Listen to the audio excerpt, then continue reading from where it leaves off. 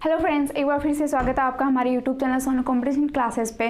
So guys, हम राजस्थान के राजवंशों के इतिहास के ऊपर डिस्कस कर रहे थे, जिसमें हमने परमार वंश और चौहान वंश को देखा है। जो इनके जो इंपॉर्टेंट क्वेश्चंस थे उनको हमने एमसीक्यू के द्वारा सोल्व किया था। सो गाइज, आज का जो हमारा टॉपिक रहने वाला है वो राजस्थान के गुज्जर प्रतिहार वंश। आज हम गुज्जर प्रतिहार वंश के कुछ इंपॉर्टेंट क्वेश्चंस को एमसीक्यू के द्वारा डिस्कस करेंगे। ओके गाइज, तो चलते हैं बिना टाइम वेस्ट किए अपने फर्स्ट क्वेश्चन के ऊपर।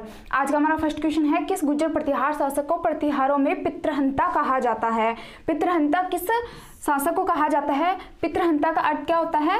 पितृ यानी कि पिता और हंता यानी हरण करने वाला।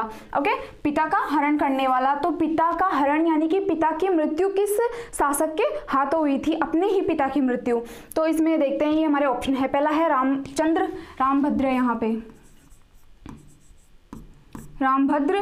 बी ऑप्शन है मिहिर भोज प्रथम, सी है नागभट्ट प्रथम, डी है भोज द्वितीय। तो इसमें हमारा ऑप्शन हो जाएगा बी, मिहिर भोज। मिहिर भोज के द्वारा अपने पिता के मिहिर भोज के हाथों ही अपने पिता की मृत्यु हुई थी। मिहिर भोज ने गद्दी को पाने के लिए अपने पिता रामभद्र की हत्या की थी। ओके, तो जो मिहिर भोज है इसे क्या कहा जाता है? गुज्जर प्रतिहार वंश में पितृहंता भी कहा जाता है। और जो मिहिर भोज है ये बहुत ही इंपॉर्टेंट है गुज्जर प्रतिहार शासकों में। तो मिहिर भोज को आपको इंपॉर्टेंट यानी कि वेरी वेरी इंपॉर्टेंट है। और मिहिर भोज से एक या दो क्वेश्चन तो अवश्य ही पूछे जाते हैं किसी भी एग्जाम के अंदर। तो जो मिहिर भोज है उसे क्या बोला जाता है? पितृहंता कहा जाता है। तो हम मिहिर भोज की जो इंपॉर्टेंट कुछ बातें हैं वो हम देखते हैं।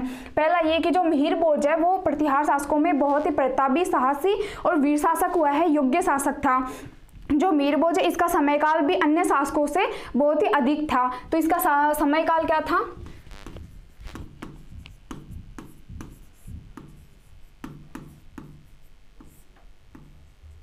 मिहिर भोज प्रथम की बात चल रही है। ओके, तो इसका समयकाल क्या था? 836 ईस्वी से लेके 885 ईस्वी तक।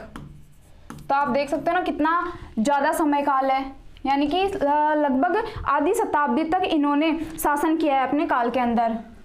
49-50 ईस्वी हो गई होगी ना, यानी कि आधी शताब्दी तक इन्होंने शासन किया था। गुज्जर प्रतिहार शासकों में अन्य शासकों से सबसे ज्यादा जो काल रहा है वो किसका था? मिहिर भोज का था। और मिहिर भोज के पिता कौन थे? मिहिर भोज के पिता थे रामभद्र। रामभद्र, इनका जो शासनकाल था वो कम ही था। इनका शासनकाल ओनली 3 ईस्वी तक था।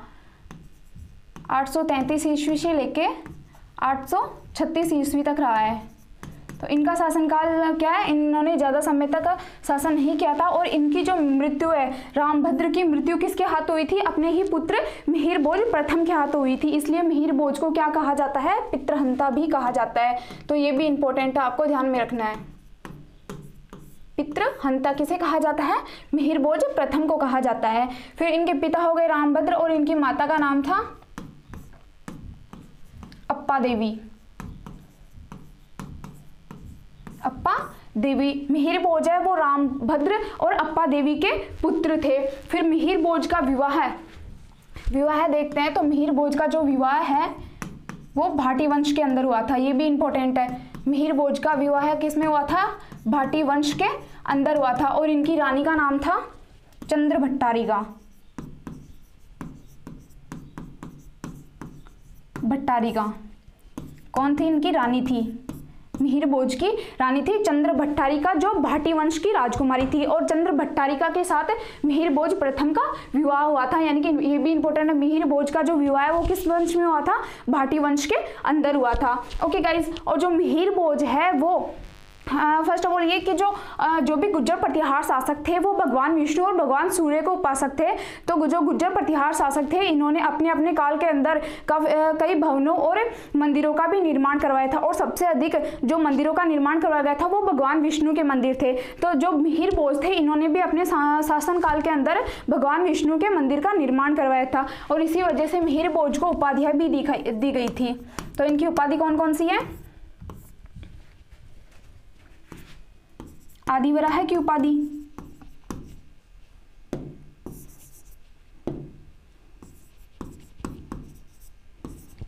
आदिवराह की उपाधि और प्रभास पाटन, ये मिहिर भोज की उपाधियां हैं, ये भी इंपॉर्टेंट है। यानी कि मिहिर भोज से संबंधित जो भी पॉइंट्स मैं आपको बता रही हूँ वो सारे ही इंपॉर्टेंट है, क्योंकि मिहिर भोज को लेके कोई ना कोई क्वेश्चन तो एग्जाम में अवश्य ही पूछा जाता है। तो मिहिर भोज को कौन कौन सी उपाधियां दी गई थी? आदिवरह की उपाधि और प्रभास पाटन की उपाधि दी गई थी। मिहिर भोज है वो बहुत ही प्रतापी और महान शासक हुए हैं अपने शासनकाल के। तो इनका समयकाल भी कितना था?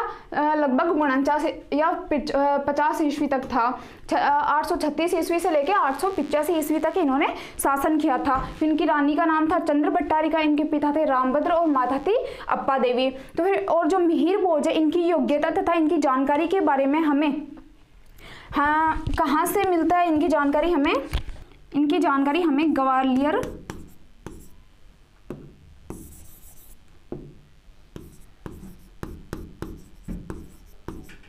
ग्वालियर लेख से मिलती है। मिहिर भोज के बारे में जानकारी हमें ग्वालियर लेख से मिलती है और इसके लेखक कौन है? वाग्यभट्ट है इसके लेखक, वाग्यभट्ट। हरिसेन का लेख ग्वालियर लेख इसके रचयिता कौन है? वाग्यभट्ट। इसमें कुल 17 लेख है जिसमें किसकी जानकारी दी गई है? मिहिर भोज के बारे में हमें जानकारी मिलती है। किसमें? ग्वालियर लेख के अंदर, जिसके रचयिता है वाग्यभट्ट। और जो अभी हरिसेन था वो ग्वालियर लेख का नहीं है, वो किसका है वो हम आगे देखेंगे। ओके गाइस, तो मिहिर भोज इसका शासनकाल था 836 ईस्वी से 885 ईस्वी तक, और इसे पितृहंता भी कहा जाता है क्योंकि इसने अपने पिता रामभद्र की हत्या की थी। ओके, और फिर इसने गद्दी धारण की थी। और इनके पिता कौन है? रामभद्र, माता का नाम है अप्पा देवी। फिर इनका विवाह हुआ था भाटी वंश के अंदर। इनकी रानी का नाम था चंद्र भट्टारिका। और इनको कौन कौन सी उपाधियां दी गई थी? आदिवराय तथा प्रभास पाटन की उपाधियों से विभूषित किया गया था। और इनके बारे में जो जानकारी है वो हमें कहाँ से मिलती है? ग्वालियर लेख से मिलती है। ग्वालियर लेख के रचयिता है वाग्यभट्ट, जिसमें 17 लेख है। इस ग्वालियर लेख के अंदर हमें मिहिर भोज की संपूर्ण जानकारी मिलती है। ओके गाइस, चलते हैं नेक्स्ट क्वेश्चन के ऊपर। नेक्स्ट क्वेश्चन है कि शासक ने रोहिणस्तूप नगर में महामंडलेश्वर महादेव के मंदिर का निर्माण करवाया था। तो इसमें क्या पूछा गया है? रोहिणस्तूप नगर के अंदर किस प्रतिहार शासक के द्वारा महामंडलेश्वर महादेव के मंदिर का निर्माण करवाया गया था? तो ये हमारे ऑप्शन है, पहला है नागभट्ट द्वितीय, बी है रंजिल, सी ऑप्शन है नागभट्ट प्रथम और डी ऑप्शन है मिहिर भोज। तो इसमें हमारा राइट ऑप्शन हो जाएगा बी, रंजिल है यहाँ पे। रंजिल के द्वारा रोहिणस्तूप नगर के अंदर महामंडलेश्वर महादेव के मंदिर का निर्माण करवाया गया था। और जो इनके पुत्र थे नरभट्ट, उनके द्वारा रोहिणस्तूप नगर के अंदर भगवान विष्णु के मंदिर का निर्माण करवाया गया था। अगर पूछा जाए रोहिणस्तूप नगर के अंदर महामंडलेश्वर महादेव के मंदिर का निर्माण किसके द्वारा करवाया गया था, तो क्या होगा? रंजिल के द्वारा करवाया गया था। और भगवान विष्णु के बारे में पूछा जाए कि भगवान विष्णु के मंदिर का निर्माण रोहिणस्तूप नगर के अंदर किसके द्वारा करवाया गया था, तो उसमें हो जाएगा नरभट्ट के द्वारा करवाया गया था। ओके गाइस, चलते हैं नेक्स्ट क्वेश्चन पे। निम्नलिखित में से किस प्रतिहार राजा ने आदिवराह की उपाधि ग्रहण की थी? तो इसमें हमारा क्या ऑप्शन होगा? पहले ऑप्शन है मिहिर भोज, बी है नागभट्ट, सी है वत्सराज और डी है महिपाल। तो इसमें हमारा राइट ऑप्शन क्या हो जाएगा? अभी हमने फर्स्ट क्वेश्चन के अंदर देखा था आदिवराह की उपाधि किसके द्वारा धारण की गई थी। तो इसमें हमारा राइट ऑप्शन हो जाएगा ए, मिहिर भोज के द्वारा धारण की गई थी। मिहिर भोज के द्वारा आदिवराह की उपाधि धारण की गई थी। और इसका जो उल्लेख है हमें किसमें मिलता है? ग्वालियर लेख के अंदर मिलता है। मिहिर भोज की संपूर्ण जानकारी हमें ग्वालियर लेख से मिलती है। मिहिर भोज ने आदिवराह और प्रभास पाटन की उपाधि ग्रहण की थी और उसने भगवान विष्णु के मंदिर का निर्माण करवाया था। ओके गाइज, और जो मिहिर भोज है इसकी इन्होंने कई नगरों के ऊपर विजय भी की है। इन्होंने अपनी विजय पताका भी फहराई है। कहाँ पे? इन्होंने काबुल में भी अपनी विजय पताका फहराई है। सिंध के ऊपर भी इन्होंने अधिकार किया और उस राज्य को भी अपने राज्य के अंदर मिला लिया। तो सिंध के ऊपर भी इन्होंने अपनी विजय पताका फहराई थी। फिर कश्मीर के ऊपर भी इन्होंने अपनी विजय पताका फहराई है। और सबसे बड़ी ये कि इसने पाल वंश के शासक देवपाल को तथा विग्रहपाल को पराजित किया और कृष्ण द्वितीय को पराजित करके इसने कन्नौज के ऊपर अधिकार किया तथा कन्नौज के ऊपर भी कन्नौज को इसने अपनी राजधानी बनाई। तो इसने क्या? कन्नौज के ऊपर भी अपनी विजय पताका फहराई है। तो जो मिहिर भोज है वो इंपॉर्टेंट शासक है किसमें? गुज्जर प्रतिहार शासकों के अंदर। तो इससे संबंधित 1 या 2 क्वेश्चन अवश्य पूछे जाएंगे। ओके गाइस, तो चलते हैं नेक्स्ट क्वेश्चन के ऊपर। तो नेक्स्ट क्वेश्चन है, वह गुज्जर प्रतिहार शासक जिसने कन्नौज विजय के उपलक्ष्य में परम भट्टारक महाराजाधिराज परमेश्वर की उपाधि धारण की थी। तो इसमें हमारा ऑप्शन क्या होगा, जो परम भट्टारक महाराजाधिराज की उपाधि है वो किसके द्वारा धारण की गई थी और कन्नौज के ऊपर किसने विजय पताका फहराई थी या किसने विजय की थी। ओके, तो ये हमारे ऑप्शन है, पहला है वत्सराज, बी है नागभट्ट प्रथम, सी है नागभट्ट द्वितीय और डी है मिहिर भोज। तो इसमें हमारा राइट ऑप्शन हो जाएगा बी, नागभट्ट प्रथम। नागभट्ट प्रथम के द्वारा कन्नौज के शासक चक्रायुध को पराजित किया गया। नागभट्ट ने कन्नौज के शासक चक्रायुध से युद्ध कर इसे पराजित किया और कन्नौज के ऊपर अपना अधिकार कर कन्नौज को क्या है, अपने राज्य की राजधानी बनाया। कन्नौज के ऊपर विजय यानी कि कन्नौज को अपनी राजधानी बनाया और उसके उपलक्ष्य में, कन्नौज विजय के उपलक्ष्य में इसने कौन सी उपाधि धारण की थी, परम भट्टारक महाराजाधिराज परमेश्वर की उपाधि धारण की थी। किसने, नागभट्ट प्रथम ने। ओके गाइस, चलते हैं नेक्स्ट क्वेश्चन पे। नेक्स्ट है, प्रतिहार वंश का अंतिम शासक कौन था। तो पहला ऑप्शन है वत्सराज, बी है सिलुक, सी ऑप्शन है नागभट्ट द्वितीय और डी है यशपाल। तो इसमें हमारा राइट ऑप्शन क्या हो जाएगा, प्रतिहार वंश का अंतिम शासक कौन था, इसमें हमारा राइट ऑप्शन हो जाएगा डी, यशपाल। यशपाल है वो प्रतिहार वंश का अंतिम शासक था। कब तक, 1036 ईस्वी तक। 1036 ईस्वी तक ये गुज्जर प्रतिहार वंश का अंतिम शासक था और 11वीं शताब्दी के अंदर 11वीं शताब्दी के अंदर कन्नौज के ऊपर गहड़वाल वंश का शासन हो गया था।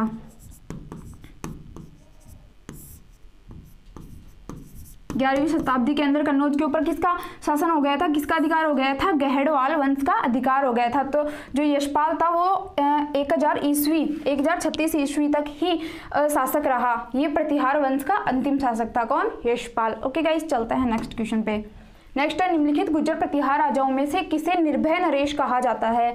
भी निर्भय नरेश किस शासक को कहा जाता है। तो पहला ऑप्शन है मिहिर भोज, बी है महेंद्रपाल प्रथम, सी है महिपाल प्रथम और डी है भोज द्वितीय। तो इसमें हमारा राइट ऑप्शन हो जाएगा बी, महेंद्रपाल प्रथम। महेंद्रपाल प्रथम को निर्भय नरेश कहा जाता है। जो महेंद्रपाल की जानकारी है हमें, महेंद्रपाल मिहिर भोज प्रथम का पुत्र था। मिहिर भोज प्रथम और इसकी जो पत्नी थी चंद्र भट्टारिका, इनका पुत्र था। कौन, महेंद्रपाल प्रथम। तो इन्हें निर्भय नरेश के नाम से भी जाना जाता है और इनकी जो जानकारी है वो हमें कहाँ से मिलती है, इनके दरबारी कवि या फिर इनके गुरु राजगुरु, जो इनके गुरु हैं राजगुरु, उनके जो रचना थी, उनके जो ग्रंथ थे, राजगुरु राजशेखर, इनके गुरु राजशेखर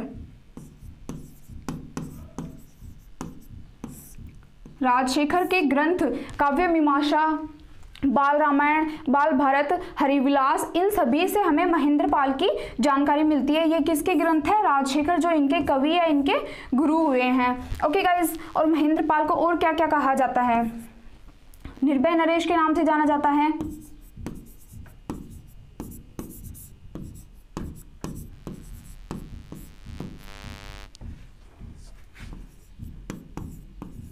निर्भय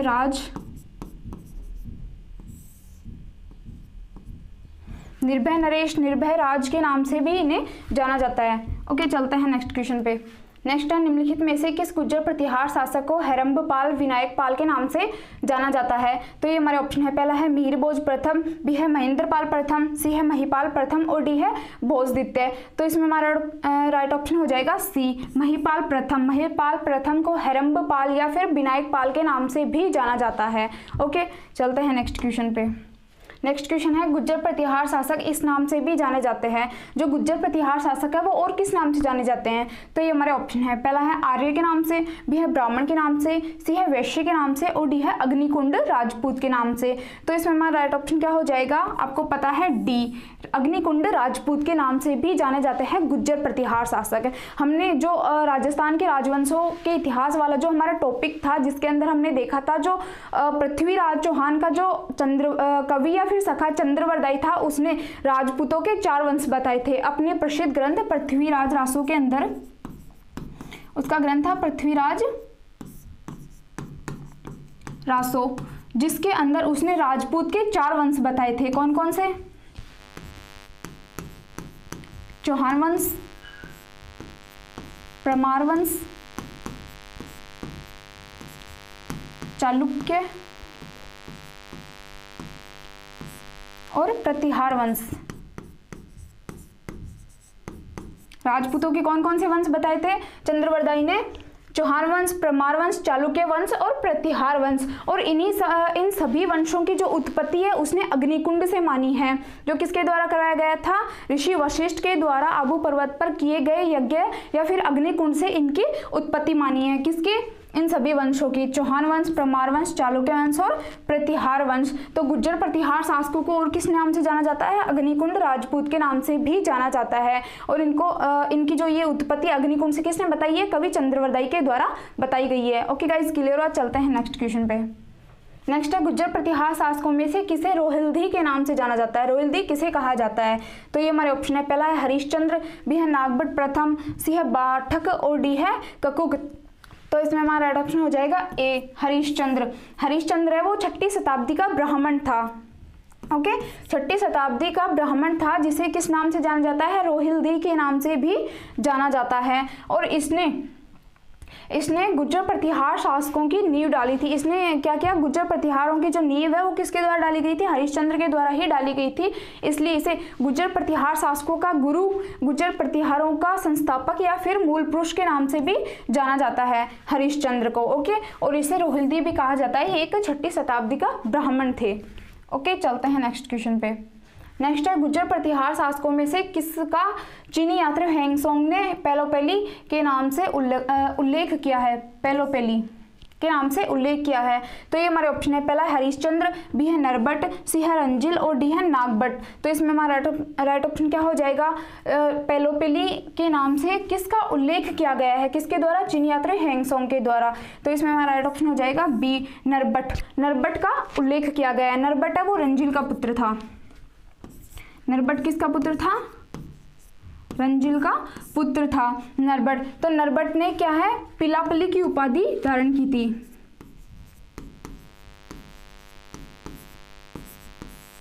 नरबट ने पिलापली की उपाधि धारण की थी। क्यों? और जो नरबट था वो अपने काल का प्रतापी और महान शासक था। इसने भगवान विष्णु के मंदिर का भी निर्माण करवाया था। किसमें? रोहिणस्कूप नगर के अंदर। तो इसने क्या है? पिलापली की उपाधि धारण की थी। पिलापली का अर्थ होता है गुरु और ब्राह्मण का संरक्षण करने वाला। गुरु और ब्राह्मण का संरक्षण करता। तो इसने पिलापली की उपाधि धारण की थी। और जो चीनी यात्री हेंगसोंग था, इसने इसे क्या उपाधि दी थी? पेलोपेली की उपाधि से विभूषित किया था। पेलोपेली का अर्थ होता है साहसिक कार्य करने वाला, क्योंकि जो नरबट है वो साहसी शासक भी था। इसलिए इसके साहस से प्रसन्न होकर हेंगसोंग ने इसे किस नाम से इसका उल्लेख किया गया है? पेलोपेली के नाम से उल्लेख किया है। पेलोपेली का अर्थ होता है साहसी कार्य करने वाला और पिलापली का अर्थ होता है गुरु और ब्राह्मण का संरक्षण करने वाला। तो ये इसके द्वारा स्वयं के द्वारा उपाधि ली गई थी और पेलोपेली ये नाम इसको हेंगसोंग के द्वारा दिया गया था, जो रंजिल का पुत्र था। ओके गाइस, चलते हैं नेक्स्ट क्वेश्चन पे। नेक्स्ट है, किस गुज्जर प्रतिहार शासक ने अपनी राजधानी मंडोर से मेड़ता स्थानांतरित की थी? तो ये हमारे ऑप्शन है, पहला है रंजिल, बी ऑप्शन है नरबट, सी ऑप्शन है नागभट्ट प्रथम और डी ऑप्शन है कुकुक। तो इसमें हमारा राइट ऑप्शन हो जाएगा सी, नागभट्ट प्रथम। नागभट्ट प्रथम के द्वारा जो अपनी राजधानी है वो मंडोर से मेड़ता स्थानांतरित की गई थी। ओके, रंजिल जो नागभट्ट प्रथम है वो रंजिल का पोता है। ओके, जो नागभट्ट प्रथम है वो किसका पुत्र है? नरबट का पुत्र है और नरबट रंजिल का पुत्र है। तो इसका क्या हुआ? पुत्र हुआ। ओके, तो नागभट्ट प्रथम रंजिल का पुत्र है। रंजिल के द्वारा अपनी राजधानी है वो मंडोर को बनाया गया था। रंजिल ने अपनी राजधानी किसे बनाया था? मंडोर को बनाया था। किंतु इसके पुत्र नागभट्ट प्रथम ने मरु प्रदेश के क्षेत्र मेड़ता के ऊपर अधिकार कर इसे अपनी राजधानी बनाया। किसको? मेड़ता को। तो मंडोर से मेड़ता राजधानी किसने स्थानांतरित की थी? नागभट्ट प्रथम के द्वारा स्थानांतरित की गई थी। फिर जो नागभट्ट प्रथम था, इसने अपने शासनकाल में भगवान विष्णु के मंदिर का भी निर्माण करवाया था, क्योंकि मैंने आपको बताया जो गुज्जर प्रतिहार शासक थे वो क्या है? गुज्जर प्रतिहार शासक थे वो भगवान विष्णु के उपासक थे, जिसने अपने शासनकाल के अंदर भगवान विष्णु के मंदिर का निर्माण करवाया था। तो ये किसका उपासक था? भगवान विष्णु का उपासक था। इसलिए इसे राम का प्रतिहार, भगवान विष्णु का प्रतिहार और मलेच्छों का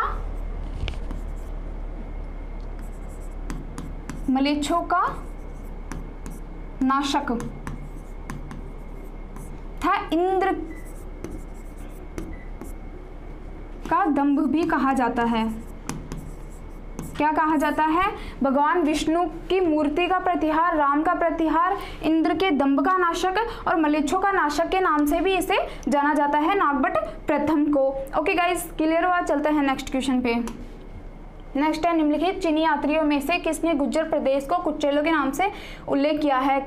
अभी गुज्जर प्रदेश का जो नाम है कुचेलो, वो किसके द्वारा उल्लेख किया गया था? तो पहला ऑप्शन है हैंगसोंग, बी ऑप्शन है फायान, सी है इत्सिंग और डी है सयुंग। ये जो सभी यात्री हैं ये विदेशी है तो यात्री, लेकिन क्या है, ये विदेशी है। तो जो हैंगसोंग है वो चीनी यात्री था। इसने अपनी यात्रा के दौरान अपनी यात्रा का जो वर्णन है अपनी पुस्तक सीयूके में किया था। किस में किया था? इसकी पुस्तक थी सीयूकी, जिसमें इसने अपनी यात्राओं का वर्णन किया। इसमें कुल 72 देशों की यात्राओं का वर्णन किया है, जिसमें से इसने भारत की विशेषताओं का भी बहुत ही अच्छी तरीके से विस्तार से इसने उल्लेख किया है। यानी कि भारत की विशेषताओं का भी उल्लेख इसने अपनी पुस्तक सीयूकी में किया है। और इन 72 देशों के अंदर इसने गुज्जर प्रदेश को किस नाम से उल्लेख किया है? कुचेलो के नाम से इसका उल्लेख किया था। इसकी राजधानी को कुचेलो के नाम से इसका उल्लेख किया और इसकी राजधानी पिलोमोलो को बताई है। पिलोमोलो को बताया गया, यानी कि भीनमाल को बताया है। भीनमाल को इसकी राजधानी बताया है। ओके, किसकी? कुचेलो यानी कि गुज्जर प्रदेश की। और इसका उल्लेख हैंगसोंग ने अपनी पुस्तक सीयूकी के अंदर किया था। किस नाम से? कुचेलो के नाम से किया था। इसकी राजधानी पिलोमोलो यानी कि भीनमाल बताई गई है। ओके गाइस, चलते हैं नेक्स्ट क्वेश्चन पे। नेक्स्ट है, सर्वप्रथम किस अभिलेख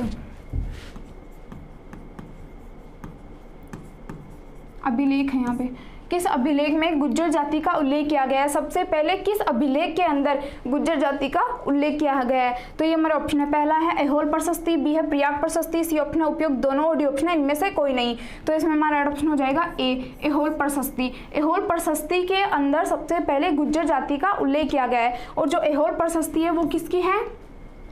पुलकेशिन द्वितीय की है।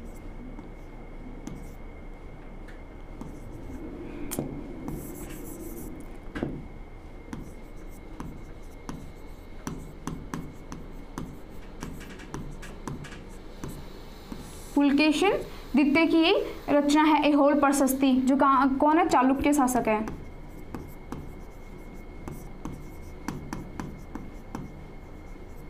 पुलकेशिन द्वितीय वो चालुक्य शासक है। कहाँ का? वातापी का शासक है ये। तो वातापी के चालुक्य शासक पुलकेशिन द्वितीय की प्रशस्ति है ऐहोल प्रशस्ति, जिसके अंदर गुज्जर जाति का सबसे पहले उल्लेख किया गया था। फिर बात करते हैं प्रयाग प्रशस्ति। तो प्रयाग प्रशस्ति है ये गुप्त साम्राज्य की प्रशस्ति है, गुप्त साम्राज्य या गुप्त काल की प्रशस्ति है। ये किसकी है? ये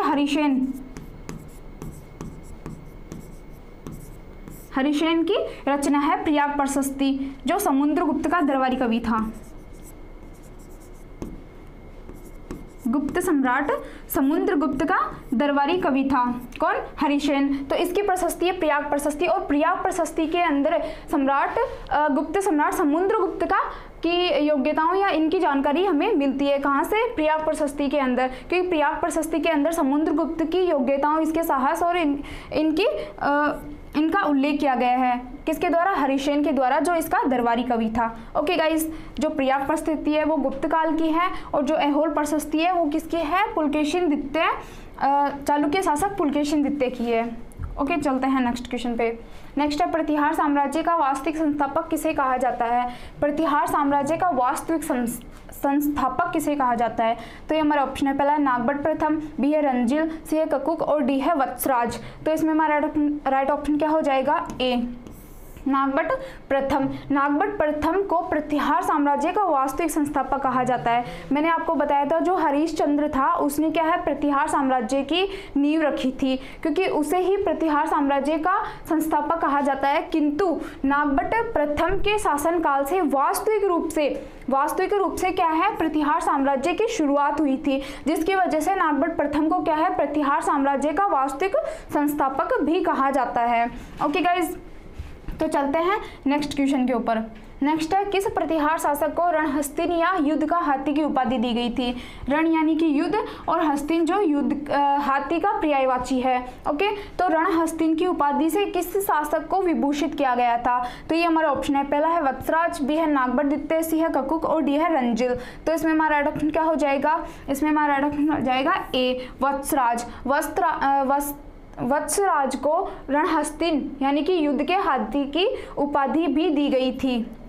और फिर जो वत्सराज है वो हिंदू धर्म का भी उपासक था, भगवान विष्णु के साथ साथ हिंदू धर्म का भी संरक्षण करता था और इसने भागवत धर्म का संरक्षण होने के कारण इसे ब्राह्मण दुग्गल के द्वारा जयवराह की उपाधि दी गई थी। किसकी उपाधि दी गई थी? जयवराह की उपाधि दी गई थी। भागवत धर्म के संरक्षण के कारण इसे ब्राह्मण दुग्गल के द्वारा जयवराह की उपाधि से भी विभूषित किया गया था।